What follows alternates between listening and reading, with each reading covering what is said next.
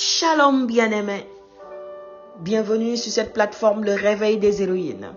Que la grâce et la faveur de l'Éternel te localisent là où tu es. Que le Saint-Esprit te fasse du bien. Bien-aimé, je te souhaite une excellente semaine. Je te souhaite une belle journée. Et je déclare sur ta vie qu'en ce nouveau jour, la main de Dieu est posée sur toi.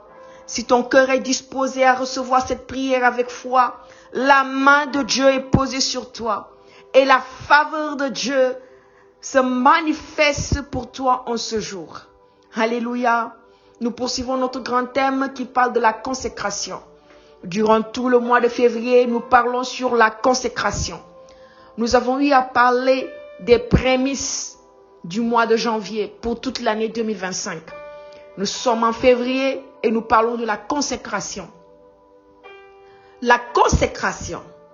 Bien-aimé, j'aimerais t'inviter à aller réécouter les messages de la semaine dernière. Si tu n'as pas encore écouté, fais l'effort d'écouter, tu seras béni. Aujourd'hui, nous parlons du revêtement. La consécration, revêtement divin. La parole de Dieu va nous dire, dans Exode 28, nous sommes toujours à Exode 28, verset 2. Tu feras à Aaron ton frère des vêtements sacrés pour marquer sa dignité et pour lui servir de parure. Tu feras à Aaron ton frère des vêtements sacrés pour marquer sa dignité et pour lui servir de parure. La consécration, revêtement divin. Bien-aimés, nous avons pu partager sur la consécration, se mettre à part pour Dieu. Nous avons pu partager sur la consécration au service de Dieu. Mais aujourd'hui, nous partageons sur la consécration, revêtement divin. Se revêtir de Dieu. Se revêtir de Dieu, c'est ce qui signifie revêtement divin. Dieu va dire à Moïse de faire à Aaron et à ses frères, à Aaron son frère et à ses fils, des vêtements sacrés. Des vêtements sacrés. C'est-à-dire un revêtement qui le marque, qui le distingue. Un revêtement, pas n'importe quel habit qu'on porte, comme pas les habits de tous les jours. Un revêtement. La parole de Dieu va nous parler des robes dans Apocalypse. Va nous parler des habits lavés dans le sang de l'agneau. Va nous parler d'une tenue particulière, d'une tenue sacrée. D'une tenue de l'église, l'épouse de Jésus. Mais étant sur la terre, Dieu nous parle d'une tenue, mais une tenue sacrée spirituelle.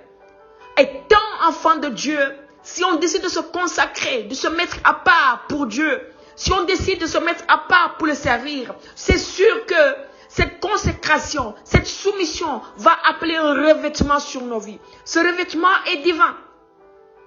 Ce revêtement n'est pas un habit qu'on porte pour plaire aux gens, n'est pas un habit qu'on porte pour impressionner les gens. Ce n'est pas un habit qu'on porte pour montrer qu'on a de l'argent. Non, c'est un revêtement divin. Un revêtement divin. La parole de Dieu va dire, pour lui donner, pour marquer sa dignité et pour lui servir de parure. Le revêtement divin marque notre dignité en tant qu'enfant de Dieu. C'est-à-dire quand quelqu'un passe par une situation humiliante, c'est comme si sa dignité est biaisée, sa dignité a été touchée. Mais quand Dieu est sur la vie de quelqu'un, quand le revêtement divin est sur notre vie, quand par notre consécration, Dieu nous revêt par un revêtement divin, ce vêtement-là nous est favorable dans le monde spirituel. Ce vêtement-là nous marque notre dignité d'enfant de Dieu, marque notre dignité en tant que citoyen du royaume de Dieu. Parce que le citoyen du royaume de Dieu a une manière de se présenter dans le monde spirituel. J'aimerais te dire, pour t'engager dans certaines sphères spirituelles, tu as besoin d'un habit sacré. Tu as besoin d'un habit sacré. Tu as besoin d'un revêtement sacré. Tu as besoin que Dieu te revête. Tu as besoin du revêtement du Saint-Esprit. C'est un habit dans le monde spirituel. Ce qui ceci ne va pas te présenter nu. devant l'adversaire. Tu ne seras pas vulnérable devant ton ennemi. Tu ne seras pas vulnérable devant les démons. Mais parce que tu as un revêtement sacré. Ce revêtement marque ta dignité et te fait respecter dans les sphères spirituelles. Te fait respecter dans le monde des ténèbres. Quand tu te tiendras pour parler aux esprits mauvais, ils te verront, ils verront le revêtement sur ta vie et ils t'obéiront. Ils diront, je n'ai pas le droit de parler parce que je suis devant le Saint de Dieu. Je suis devant quelqu'un qui a une armure céleste. Je suis devant quelqu'un qui est revêtu par Dieu. Je suis devant quelqu'un qui est couvert par Dieu. Je suis devant quelqu'un qui est marqué par Dieu. Je suis devant quelqu'un qui a été rendu digne par Dieu. Le revêtement. Et il va dire, pour lui servir de parure. Parure. Pour lui servir de parure. De parure, de splendeur, de beauté, d'élégance, de quelque chose qui est attirant, attrayant, pour lui servir de parure. Le revêtement divin nous sert de parure. Après avoir marqué notre dignité en tant qu'enfant de Dieu, nous sert de parure. Qui va faire que quand on se tient quelque part, même si physiquement, nous ne respectons pas les normes humaines de beauté. Physiquement, on peut avoir un nez gros, un nez petit. Physiquement, on peut être courte de taille, on voudrait être élancé. Physiquement, on peut être quelque part, on peut ressembler à quelque chose qu'on n'aimerait pas. Physiquement, peut-être, oui, j'ai des défauts corporels. Peut-être mes deux pieds ne sont pas égaux. Peut-être que oui, j'ai un défaut avec mes dents. Peut-être que oui, j'ai des yeux que j'aimerais que ça ne soit pas comme ça. Peut-être que j'ai pas de cheveux. Peut-être j'aimerais avoir de grosses fesses, j'ai pas de grosses fesses. Peut-être j'aimerais avoir de petites fesses, j'en ai pas. Excusez-moi du terme, je suis en train de parler et on se comprend. Peut-être j'aimerais avoir une grosse poitrine, je ne l'ai pas. Physiquement, selon les normes des hommes, les normes de la société, je peux être imparfait. Mais la parure spirituelle que donne le revêtement fait que quand on se tient devant les hommes, il y a la faveur sur notre vie. On peut ne pas être la plus belle femme au monde, mais on a le plus beau des maris, le meilleur des maris. On peut ne pas être la plus belle femme au monde, la plus belle fille au monde, mais on a de la grâce. Partout où on est, les gens nous aiment. Parce que le revêtement divin est une parure sur nous. Nous a marqués par la dignité de Dieu sur nos vies. Écoute, bien-aimé, notre grand thème de cette année, le message que nous avons, la parole que nous avons comme réma pour le réveil des héroïnes, c'est une année 2025, année de revêtement divin et de révélation. Voici d'où vient cette parole. Année de revêtement divin et de révélation. Et je t'ai dit que pour être revêtu, il faut d'abord accepter de se mettre à part. Il faut d'abord accepter de se mettre au service de Dieu. C'est-à-dire, il faut se consacrer. Et cette consécration va nous donner de nous paraître dignes et belles, acceptables. La faveur des hommes et la faveur de Dieu sera sur nos vies. Bien-aimé, je suis en train de te montrer quelque chose que Dieu veut accomplir dans ta vie durant cette année 2025. Quand je te parle de consécration, je suis en train de te parler de revêtement divin. Je suis en train de te parler de parure. Je suis en train de te parler, oui, d'une apparence qui fait taire les ténèbres. D'une apparence qui fait fuir les ténèbres. D'une apparence lumineuse qui éclaire les ténèbres. Je suis en train de te parler d'une parure qui attire la faveur, qui nous donne d'être aimés et acceptés. Parce que Dieu va dire dans sa parole, quand Dieu approuve les voies d'un homme, il dispose même favorablement le cœur de ses ennemis. Écoute bien ceci, quand Dieu approuve nos voies par notre consécration, il nous donne cette parure extérieure, spirituelle, qui fera que la faveur est sur nos vies. La faveur va être sur ta vie. Bien-aimé, je t'invite. Quelqu'un va me dire, mais oui, d'accord, je comprends ce que tu dis, j'aimerais bien vivre cela. Mais comment me consacrer? Je t'invite à écouter les audios de la semaine dernière. Comment me consacrer?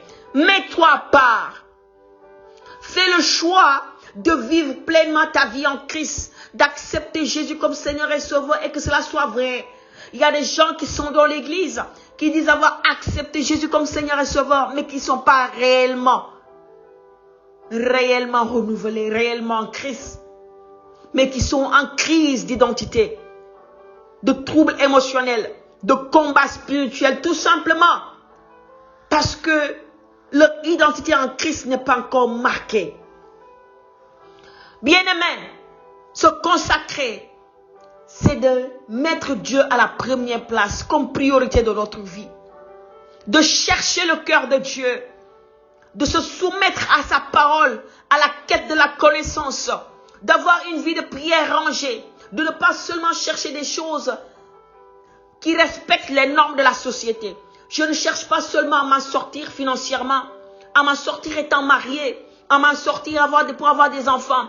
Mais je cherche tout d'abord à plaire à Dieu, à servir Dieu. Il a dit chercher le royaume de Dieu et sa justice. Et toutes ces choses vous seront données de surcroît.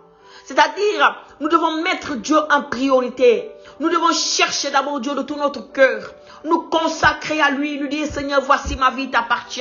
Fais de ma vie ce que tu veux.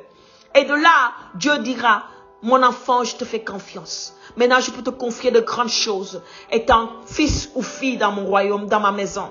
Tu n'es plus un petit enfant. Tu n'es plus une petite fille. Mais tu es un fils.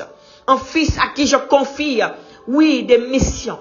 Des missions en toute responsabilité. Un fils qui connaît le cœur de son père. Qui connaît les désirs de son père. Et qui sait maintenant faire ce que son père aime, sans vouloir demander tout le temps, oui mon père, qu'est-ce que je dois faire? Mais mon fils qui connaît déjà ce que je veux. Un fils qui entre dans l'intimité de mon cœur, l'intimité de mes désirs, et qui croit, et qui connaît ce que je veux. Tout simplement parce que mon cœur et le cœur de mon fils deviennent un.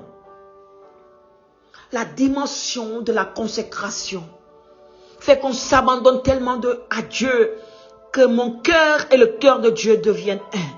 C'est pourquoi Christ a osé dire avec assurance que moi et le Père, nous sommes un. La parole de Dieu nous parle d'un seul Dieu, mais nous parle de trois entités, qui est le Père, le Fils et l'Esprit. Mais tous ces trois sont en un seul Dieu. Il n'y a pas trois dieux, il y a un seul Dieu. En trois entités. Le Père, le Fils et le Saint-Esprit. Mais on n'a pas trois dieux. On n'adore pas trois dieux. Il y a un seul Dieu. Mais à cause du cœur de Christ, qui est lié au cœur du Père, que l'Esprit du Père, qui est sur le Fils, ce Dieu est pleinement en son Fils Jésus. Et son Fils Jésus-Christ est pleinement en son Père, notre Dieu créateur. Et Christ va dire qu'il frappe à la porte de notre cœur. Il attend pour entrer souper avec nous. Il attend pour demeurer dans ce lieu. Dieu veut que nous soyons un avec lui. Et la consécration va nous permettre de marcher sur des escaliers, franchir des pas, aller en hauteur pour pénétrer la profondeur et l'intimité du cœur de Dieu et y demeurer. C'est-à-dire, on connaît ce que Dieu veut. On n'a pas besoin de demander. Seigneur, est-ce que je dois faire ceci pour te plaire? Est-ce que je ne dois pas faire cela pour te plaire? Mais on sait, notre conscience est marquée par la pensée de Dieu parce que nous sommes devenus un avec Dieu. Bien-aimé, je t'invite. Cette année, le Seigneur nous parle. Il veut qu'on se consacre. Dieu veut qu'on se consacre pleinement à lui. Et lui va nous faire du bien. Lui va nous faire du bien. Le Seigneur te bénisse et te garde. Et je prie au nom de Yeshua. Je prie au nom de Jésus-Christ de Nazareth. Que tout ce qui était obstacle entre toi et Dieu quitte maintenant. Et que ton cœur devienne un avec le cœur du Père. Par l'union du Saint-Esprit. Et par le sang de Jésus-Christ de Nazareth. afin que nous devenions un avec le Père, le Fils et l'Esprit. Pour marcher comme des fils affranchis, responsables et serviables. Alléluia. Que Dieu te bénisse et te garde, bien-aimé. Je t'invite à partager autour de toi afin de bénir une vie. Partage autour de toi et tu feras du bien à quelqu'un qui était en train de se poser des questions et qui attend la réponse de Dieu. Je te donne rendez-vous demain pour terminer ce thème sur le revêtement. Que Dieu te bénisse. Shalom chez toi.